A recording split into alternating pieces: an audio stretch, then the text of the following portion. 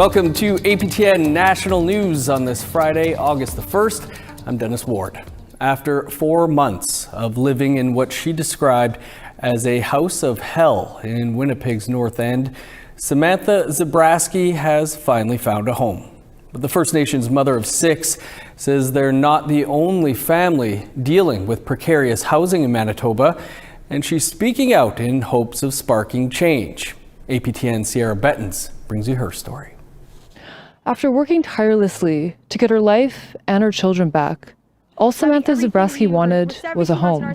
We're almost 18 months into our sobriety. We had to start all over again from being reunificated with our kids at a transitioning center, starting all over from having nothing to building something to thinking we're having a home. But for 4 months, she lived in what she describes as a house of hell. In early 2025, Zabrowski found a rental on Alfred Avenue in Winnipeg's North End through an online listing. But when she moved in on March 11th, she alleges it was nothing like the photos. Leaving a transitioning center, fleeing for our lives, thinking we have a home to go to walk into the house of hell. No fridge, no heat, no water, no stove, nothing for me and my kids, no furnace. So we literally couldn't stay there. We had to leave. Zabrowski and her family temporarily stayed at a hotel. She stored her items at the house on Alfred Avenue and did her best to secure what she alleges was an unsecure house. When they returned to retrieve their belongings on March 17th, she says they discovered the house was broken into. Everything was stolen. Everything, the traditional dresses, my drums, my rattles, my kids' stuff, our clothing, our bikes, our electric bikes, our games, our couches, our furniture, right to the deep freezer and the food, right from everything that we had in the house, gone. On March 17th, Zabrowski moved into another Ember Realty property on Aberdeen Avenue. But she says it wasn't much better than the previous rental, alleging, "There's black mold, pigeon infestation.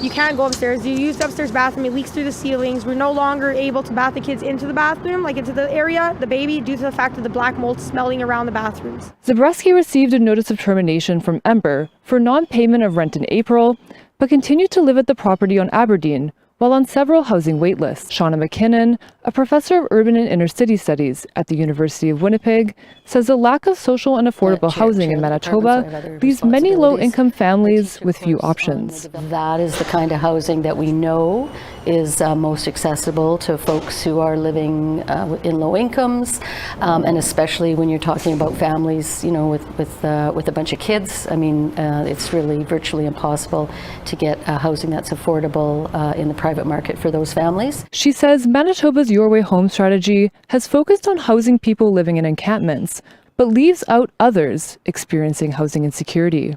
Housing is really the foundation, right, in terms of health, education, employment, all of those things, family unification of folks who are involved in child welfare, and so it really should be made the top priority to expand the supply. After a hearing on July 8th, which the landlord did not show, the Residential Tenancies Branch ordered Ember Realty to pay Zabrowski $194.20 for the property on Aberdeen and $5,479.60 for the property on Alfred Avenue by August 5th. We want our money back for the rent, the damage, the lost properties, the furnace bills that I've been paying for. APTN reached out to Ember Realty for comment via telephone and email on multiple occasions, but they never responded. We also visited their offices on Selkirk Avenue, which appeared to be closed. A sign on the door directed tenants to pay their rent to the pawn shop down the street. I'm a reporter with APTN. I'm looking for Ember Realty. Oh, they're next door. The next door? Okay, are their offices closed maybe today? Just a second. The car's still there. Okay.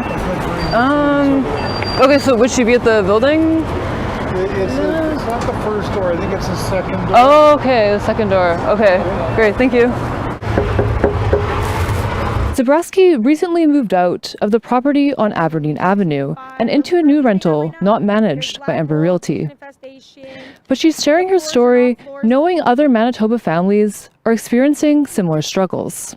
While APTN cannot independently verify them, online reviews of Ember Realty allege numerous issues, including black mold, pest issues, and a lack of communication from landlords. Sierra Bettens, APTN National News, Winnipeg.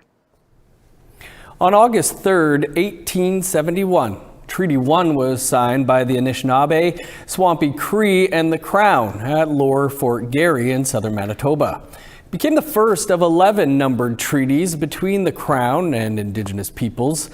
Ahead of the 154th anniversary of the signing, Treaty 1 held a commemorative event with a ceremony, teachings, and a feast. Our Sierra Bettens joins us from Lower Fort Garry to tell us more. This Sunday will mark the 154th anniversary of the signing of Treaty 1, right here at the Lower Fort Garry National Historic Site. This morning, we heard a speech from former Chief Dennis Whitebird about the significance of the signing of the treaty and the legacy that it carries today. The treaty is, of course, a major part of our history. But as First Nations people, we have been using this territory, this land, for thousands of years. It was about sharing the land.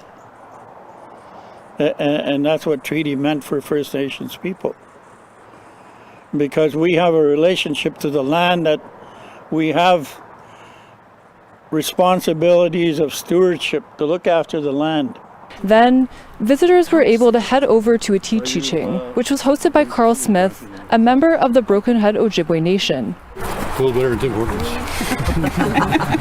And after that, Parks Canada interpreter Marc-Andre Belcourt gave APTN a demonstration of Lower Fort Garry's Treaty Tiles activity. We're standing just meters away from where this drawing was created, and this is the only depiction that we have of the treaty negotiation process back in late July, early August of 1871. This Sunday, August 3rd, Lower Fort Garry will be hosting its own Treaty 1 celebration. Admission is free, so be sure to come down. Sierra Bettens, APTN National News, Winnipeg. Thanks, Sierra.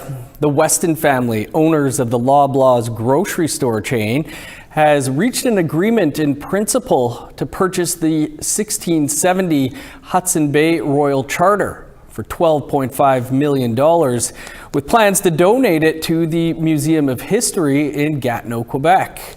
The charter is considered one of the foundational documents of Canada and would set what would become northwestern Canada's economic and territorial direction, but done at the expense of Indigenous peoples. The museum will work with Indigenous groups to guide how the charter will be shared.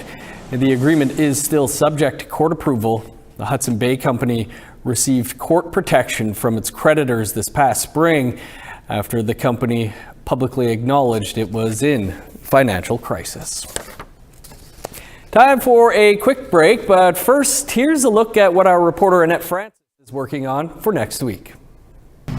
Honey, I'm Annette Francis. I'm at Thunderbird Park in Wikwemikong First Nation, where preparations are underway for the annual Cultural Festival. The event kicks off this evening with an arts and music festival featuring Wikwemikong's own Crystal Shawanda and headliner William Prince. Over the weekend, the excitement continues with a competition powwow and the crowning of Miss Wikwemikong. I'll have more on this in the coming days.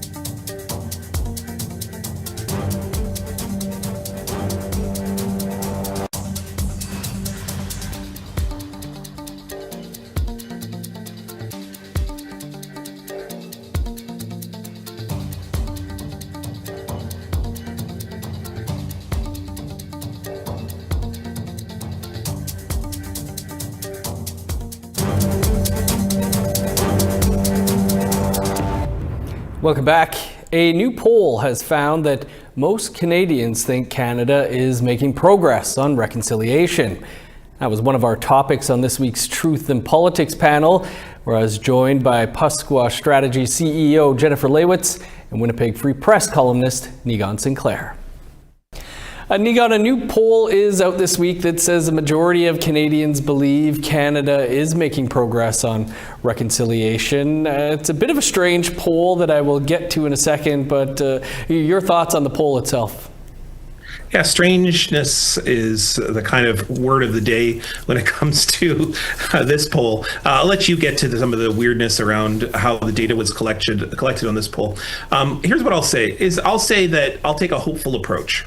I think there's more people that are conversing, thinking about, and certainly reconciliation is a part of a national conversation in many sectors of the country, not all, but in many sectors of the country, that simply just wasn't there a decade ago.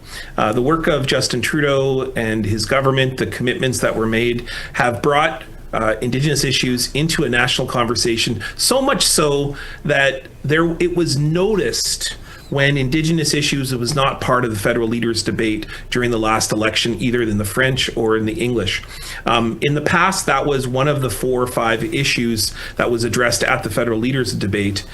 People were remarking that Indigenous issues were almost completely shut out of this last campaign. The fact that people noticed tells me that reconciliation is a part of a national conversation now. But the fact that it can be pushed away and pushed to the side tells me that we're not all that far ahead. Jen, I said it was a strange poll, and maybe it's just me, but one of the questions was about whether Canadians trust other Canadians, and about 60% of non-Indigenous people say they trust Indigenous people. But in Saskatchewan, 38% of non-Indigenous people said they trust Indigenous people. So what do you make of that? Oh, that's a hard one to answer, because Saskatchewan historically is a very rural, very conservative province. There's a lot of, historical and systemic issues here, especially as it comes to our justice system, addictions, poverty, homelessness. All of those things are predominantly affected in higher numbers with Indigenous people. So there is obviously that major gap between Indigenous people that trust their fellow Saskatchewan people. But at the same time, I think when we're talking about reconciliation in a broader view, and we're talking about understanding the history there, and how the federal government's decisions have impacted us, how other Canadians have picked up on some of those oppressive or maybe not so great views of us as Indigenous people, it's been hard to dismantle that. So reconciliation needs to be at the forefront in this country. But at the same time, I would be a hypocrite to sit here and say I don't understand why people don't trust us, when we have the FSIN in the media saying that there's $20 million unaccounted for. And then we have the Métis Nation of Saskatchewan with a president that's on a stage saying isolate them to his own elected officials. It's like, how do we go into rooms and say, no, just trust us, everything is completely fine?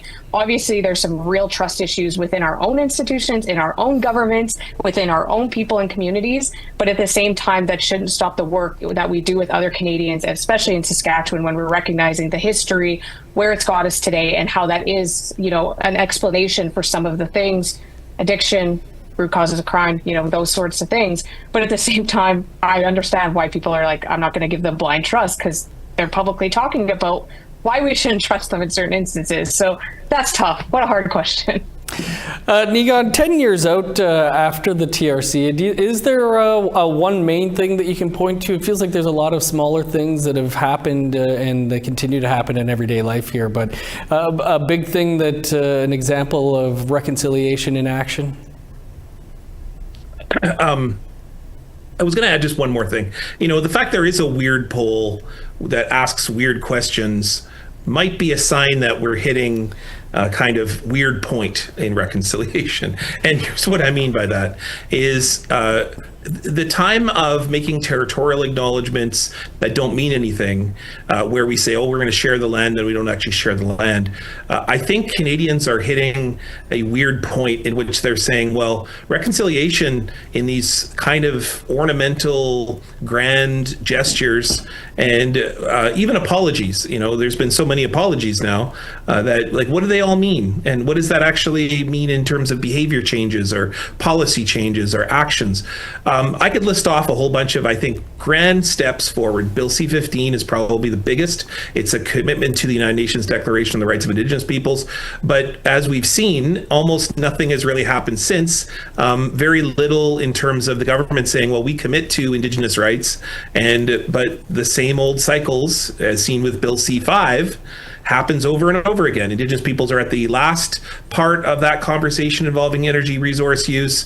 They're just about signing off. It's not about consultation at all. And then it's a sort of vague, weird space that we're in where we're like, okay, well, what does it all mean now? Because if we're going to say we recognize Indigenous rights, but we just did everything that was antithetical to that, so what I mean is that we are in a weird time. We are in a very weird moment in which I think the government continues to act in unproductive, unethical, anti-Indigenous ways, has been the time of, the tone for the past 150 plus years.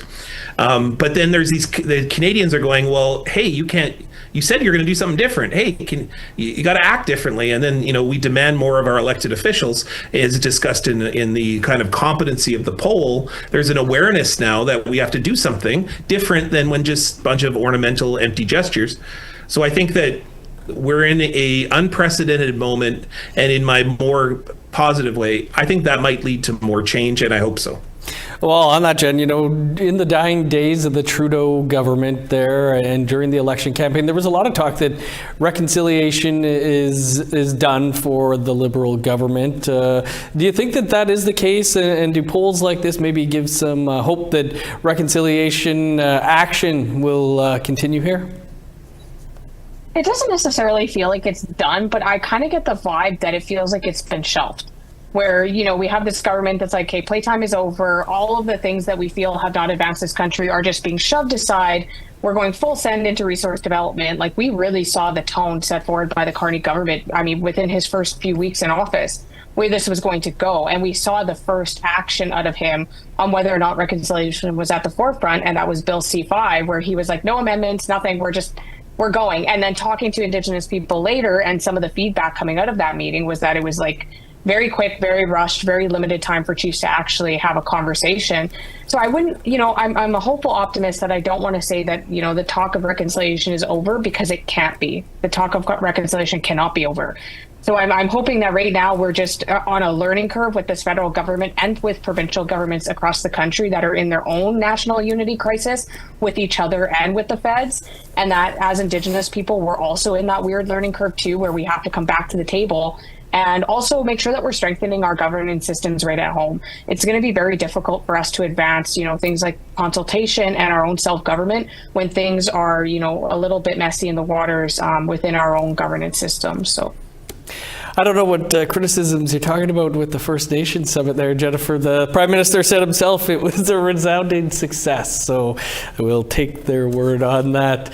Okay, well, it's great to see you both. They do a poll on that. Yeah. yeah. Great to hear from you both. We'll see you soon. Yeah, be glad. Thanks. Thanks. Now for a look at some of this week's web poll questions. Over on our website, we asked, has Indigenous Services Canada become too narrow in its interpretation of Jordan's Principle? The options are yes, no, or unsure. Our second question is, do you think Canada is truly making progress on reconciliation? Yes, no, or unsure are your choices there. And lastly, Prime Minister Mark Carney has now been in office for 3 months. Do you approve of the job he's doing so far? Yes, no, or unsure. You can cast your votes on our website, aptnnews.ca/poll. There's been a lot of talk about beaded medallions lately. We'll show you one that is out of this world after the break.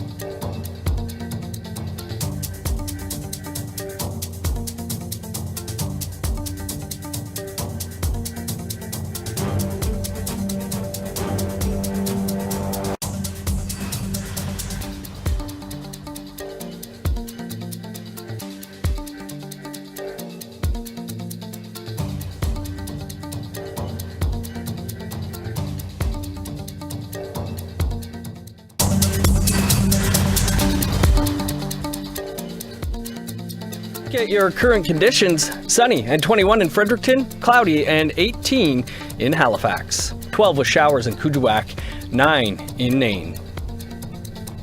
20 under sunny skies at this hour in Montreal, cloudy and 19 in Val-d'Or. Sunny and 20 in Sault Ste. Marie and Ottawa. Cloudy and 21 in Thunder Bay, 20 and cloudy in Sioux Lookout. 19 in Churchill, sun's out and 26 in God's Lake. 19 at this hour in Winnipeg, smoky and 21 in Dauphin. 21 in Regina, smoky and 20 in Yorkton. 16 in Meadow Lake, sunny and 22 in La Ronge. In northern Alberta, sunny and 30 in High Level, 25 under sunny skies in Fort Chipewyan. 33 in Edmonton, 27 in Medicine Hat and Lethbridge. Sunny and 20 in Vancouver, 27 and cloudy in Kamloops. Cloudy and 22 in Prince George, sun's out and 22 in Smithers and Dease Lake. 23 under sunny skies in Old Crow, 21 with the sun out in Whitehorse. 23 in Yellowknife, sunny and 24 in Norman Wells. 7 with showers in Sax Harbor, cloudy and 22 in Inuvik. 14 in Chesterfield, 15 in Baker Lake. 3 in Resolute, 11 in Joe Haven. A delicious story now about an entrepreneur from British Columbia who's making her dreams come true, one charcuterie board at a time. APTN's Ryan Cunningham has that story. To make a charcuterie rose, you get some salami. I've already pre-sliced this, so you just lay it flat here and keep building it around. Wiggle it around just to give it a little loose because you don't want it too tight. And it looks like that. Victoria Redhead is busy in her commercial kitchen preparing for another one of her delicious charcuterie boards. It's been just over 2 years since Redhead made her first charcuterie board for a family event. We had a gathering and I made a board and I posted it on Facebook, and then I probably had like 20 messages from people asking me where I ordered it from. And it's like, I ordered it? Or I made it, and nobody believed me. And I was like, yeah. And then I made another one, and then people were influencing me to start doing it as a business. She launched her own company called Owl Aboard Charcuterie 2 years ago. The owl is her way of paying homage to her late grandmother, and her edible art has transcended into these beautiful displays of exotic fruits, vegetable platters, the finest cheeses, meats, handcrafted chocolates, all served on biodegradable boards. I do everything myself, from the slicing of the meat to doing deliveries to doing the orders, emails, everything myself. But I've done a lot of stuff for like Snotty Nose Res Kids, the Longhouse at UBC, Vancouver Fashion Week, Indigenous Fashion Week. So I've done quite a bit. And over the years, she has taught herself new tricks, such as incorporating edible flowers, edible gold dust, and dehydrating her own fruit, as well as learning new techniques for her presentations from social media. Eventually, I'd like to get a big storefront. That's my ultimate goal. Probably a couple years away right now, but that would be my goal. Maybe even having a couple of them. We'll see. And so far, business is good, and her popularity is rising. Just being recognized. I met some lady at Unlock. All the Indigenous people go to Unlock, and a lady who stopped me and was like, "Oh, I had your board." I'm like, "Oh," like I just get recognized more now, and it's a little, it's humbling, but it's also like, okay, I'm getting there. Ryan Cunningham, APTN National News, Vancouver. And now for something fun or perhaps a bit unsettling to end our newscast. A fashion artist from Southern California has beaded a medallion based on a creature from the 1979 science fiction horror movie Alien. The parasitic monster known as the face hugger is recreated here in antique glass seed beads on brain tanned hide by Native American artist Jamie Okama. In the movie, the facehugger implants an alien life form into unsuspecting hosts, which erupt and become aliens known as xenomorphs. She created it for Migizi Pensano Writer and producer of Reservation Dogs for his new television series Alien Earth, coming out this month on Disney+. Pensano wore the medallion at the show's London premiere event, notably around his neck instead of his face. Smart idea. That's all the time we have for your first look at the day's news. I'm Dennis Ward. Marcy Miigwech, thanks for being with us. We'll see you at 6 p.m. Eastern.